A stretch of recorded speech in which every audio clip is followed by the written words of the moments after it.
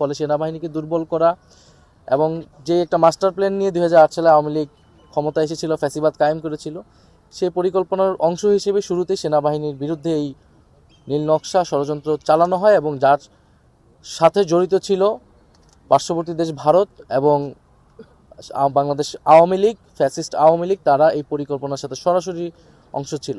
আজকে জাতীয় সেনা শহীদ দিবসে আমরা গভীর শ্রদ্ধার সাথে স্মরণ করছি 2009 সালে পিলখানা হত্যাকাণ্ডে কথিত বিডিআর বিদ্রোহে আমাদের যে দেশপ্রেমিক সেনা অফিসার যারা শহীদ হয়েছেন, হত্যাকাণ্ডের শিকার হয়েছেন, আমরা তাদেরকে শ্রদ্ধার সাথে স্মরণ করছি। আজকে বাংলাদেশের ইতিহাসে একটি মর্মান্তিক দিন। 57 জন দেশপ্রেমিক সেনা অফিসার সহ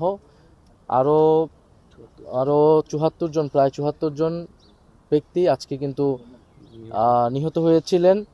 এবং 2008 সালের যেই পরিকল্পিত ষড়যন্ত্রমূলক ইলেকশন, সেই ইলেকশনের মাধ্যমে আওয়ামী লীগ প্রথমে এসেই প্রথম টার্গেট করেছিল বাংলাদেশ সেনাবাহিনীকে, এই প্রতিষ্ঠানটিকে। কারণ বাংলাদেশের গণতন্ত্র, বাংলাদেশের স্বাধীনতা, সার্বভৌমত্বে রক্ষায় সবচেয়ে বেশি অগ্রণী ভূমিকা রাখতে পারত এই সেনাবাহিনী। ফলে সেনাবাহিনীকে দুর্বল করা এবং যে একটা মাস্টার প্ল্যান নিয়ে 2008 সালে আওয়ামী লীগ ক্ষমতা এসেছিল, ফ্যাসিবাদ কায়েম করেছিল, সেই পরিকল্পনার অংশ হিসেবে শুরুতেই সেনাবাহিনীর বিরুদ্ধে এই নীল নকশা ষড়যন্ত্র চালানো হয় এবং যার সাথে জড়িত ছিল পার্শ্ববর্তী দেশ ভারত এবং বাংলাদেশ আওয়ামী লীগ, ফ্যাসিস্ট আওয়ামী লীগ, তারা এই পরিকল্পনার সাথে সরাসরি অংশ ছিল।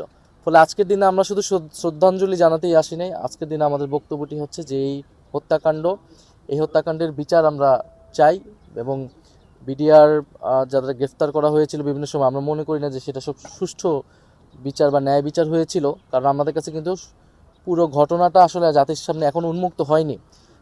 ইন্টারিম গভর্নমেন্টের সময়ে তদন্ত কমিশন করা হয়েছে। আমরা চাই সেই তদন্ত কমিশন পুরোটা উন্মুক্ত হবে জাতির সামনে এবং সেই অনুযায়ী তার যে সুপারিশ থাকবে তদন্ত কমিটির, সেই সুপারিশগুলো বাস্তবায়িত হবে এবং জাতি ন্যায় বিচার হবে। সকলেই ন্যায় বিচার হবে, যারা ভিকটিম তারা ন্যায় বিচার পাবে, যারা দোষী প্রকৃত অর্থে তাদেরকে যাতে বিচারের আওতায় আনা হয়। আজকের দিনে আমাদের এটাই আমাদের চাওয়া, এই নতুন সরকার তারা যাতে ইন্টারিম গভর্নমেন্টের সেই যে তদন্ত কমিশন, সেই তদন্ত কমিশনের রিপোর্ট অনুযায়ী কাজ করে।